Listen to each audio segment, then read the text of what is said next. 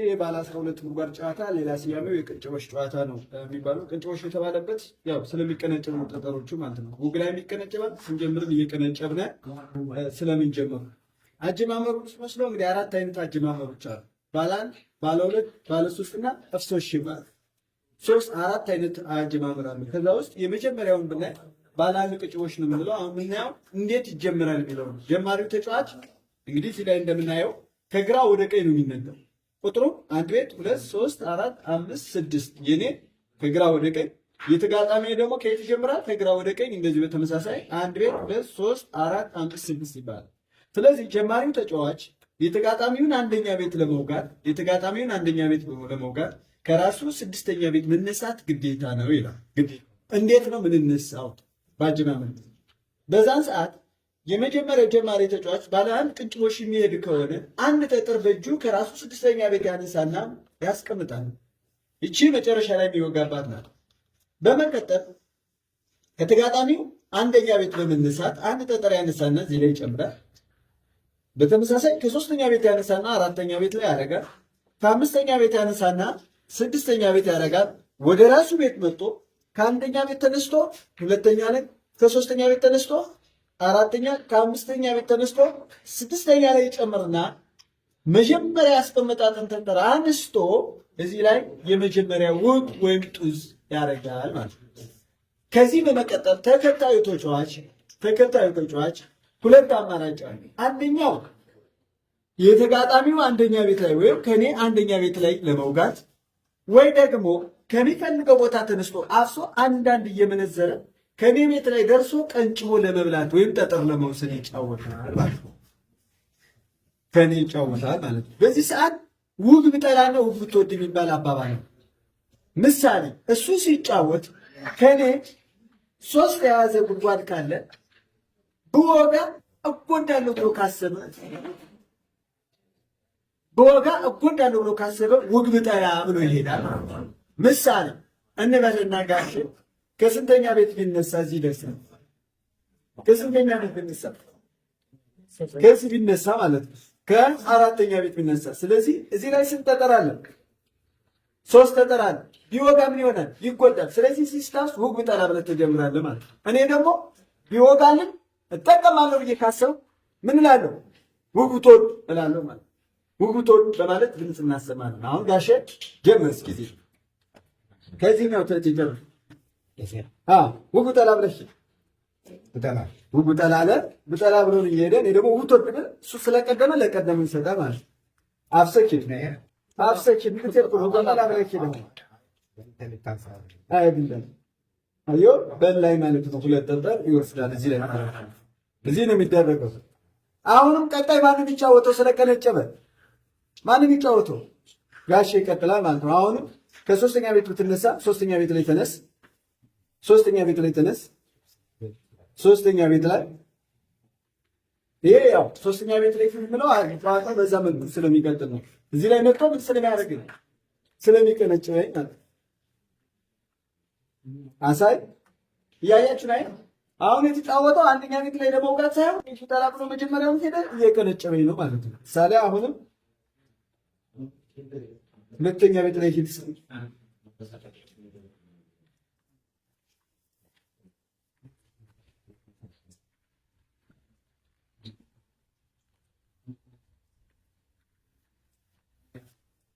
እያያችሁ ላይ እየቀነጨበኝ ነው።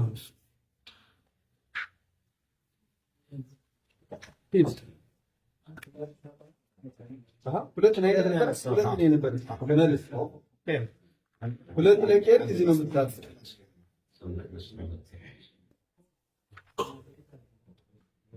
ያው እሱ ነው የሚገለው።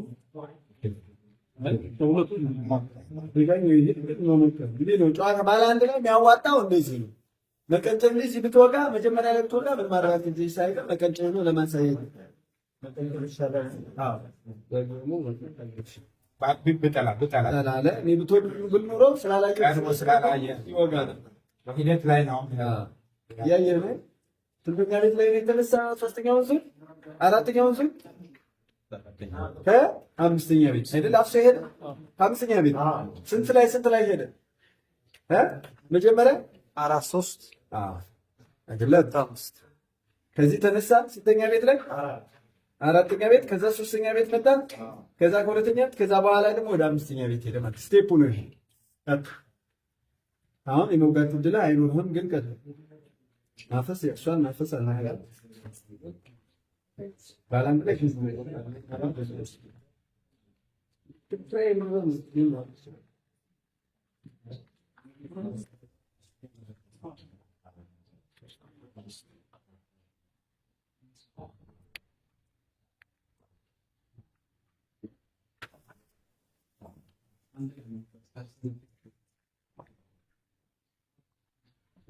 እኔ እዚህ ላይ እንዳይወጋኝ ነው አሁን የምጫወተው ማፈርስበት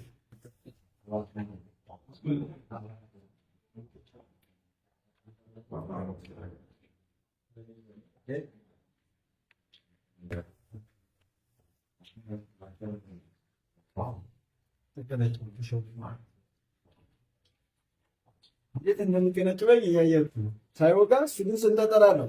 ብዙ ጠጠሮች አሉ። ይበልጡን ደግሞ እዚህ ላይ መውጋት ብችል ደግሞ በቃ አሸናፊ የመሆን እድል አለው ማለት ነው።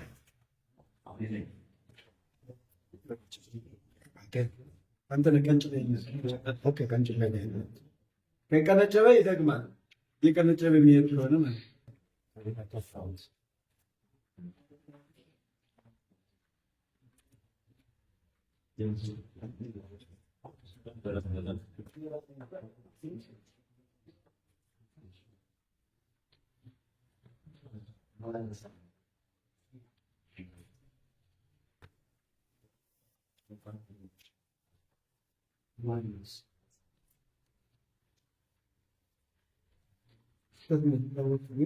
ሁሉ ጠላ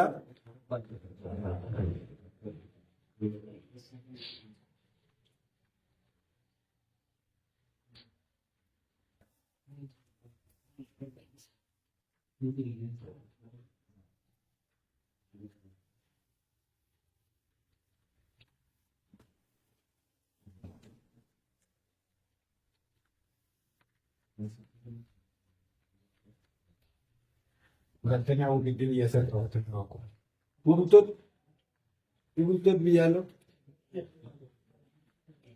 ቁጥሩ አይሞላም።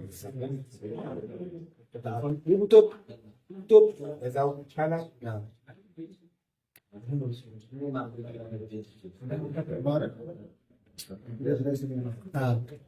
ይመጣውን አስገድደዋለሁ ማለት ነው። ለዚህ ብለሃል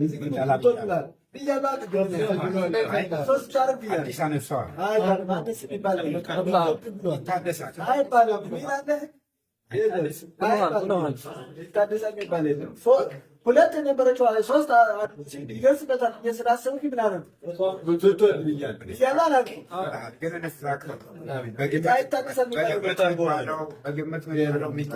ምንድን ነው ማድረገው? ከነስ የተነሳው ይቀነጭባለሁ ማለት ነው።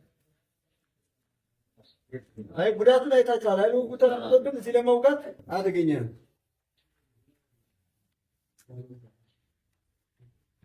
ወጋውሽ እኔም ልበል መብቴ ነው። አይባልም። እሱ ይቀነጭበኛል፣ ከሱ ይወስዳል። አይታችኋል ጉዳቱ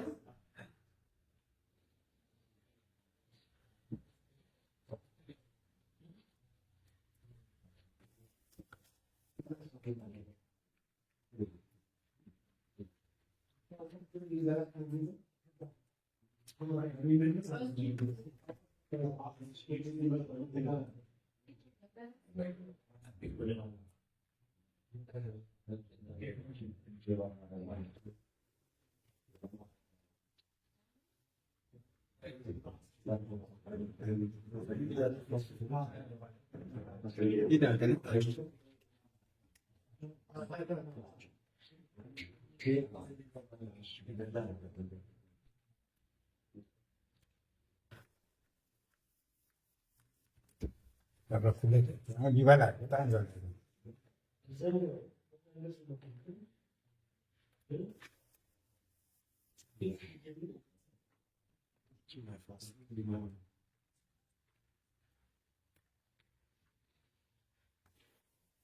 አሁን እቺን መውጋት ድል ቢኖረው ቢወጋ በጣም ተጠቃሚ ነው። የሚወጋው ጠጠር ስለሌለ ነው።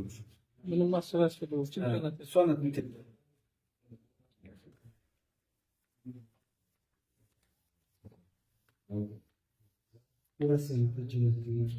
እኔ ምን አደርጋለሁ?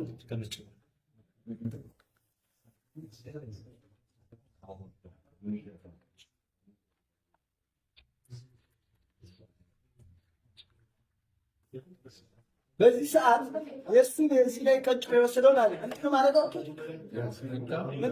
ከዚያ ልሽቼ ሊያስነካው ሲንጉላ ነው መወሰድ እንጂ እሱ የቀነጨበውን መወሰድ አይቻልም። አንዳንድ ዳኞች እንደዚህ ይፈቅዳል፣ ግን ትክክል አለ።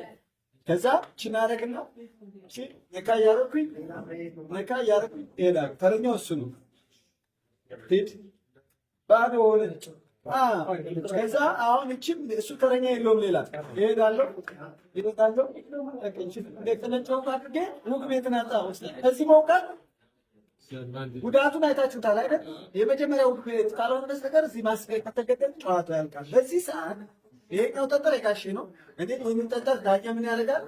ግን አንሳል ወደዚህ ይደረጋል ያወጣል። ከዛ በዚህ በኩል ይደረጋል። ስንት ይሆናል?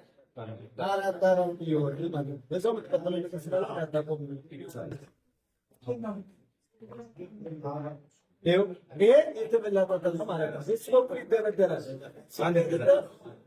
ይኸው ስንት ቤት? ይሄ 6 ነው። 4 ቤት ሁለት ጠጠር እኔ በላሁት ማለት ነው። ወይ ደግሞ በ10 ጠጠር ማለት ነው።